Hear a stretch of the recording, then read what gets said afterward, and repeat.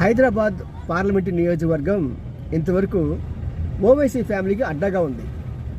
అక్కడ కనీసం ఒక క్యాండిడేట్ని పోటీగా పెట్టాలన్నా ఎవరికి ధైర్యం చాలదు. కారణం ఏంటంటే అక్కడ ఉన్న వాళ్ళకి స్థానికంగా ఆ ముస్లింల యొక్క మద్దతు. సో ఈసారి అలా కొనసాగడానికి వీలు లేదు అని చెప్పి బీజేపీ ఆశిస్తోంది.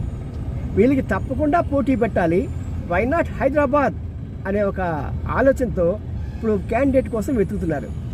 దాంట్లో మొదటగా రాజాసింగ్ కోసం ప్రయత్నం చేస్తుంటే అతను ఆల్రెడీ ఒక ఎమ్మెల్యే గెలిచాడు కాబట్టి అతను మళ్ళీ తీసేయడం వేస్ట్ పోదు కాబట్టి ఇంకోటి ఆల్టర్నేటివ్ ఎవరు ఉన్నారు అని చూశారు.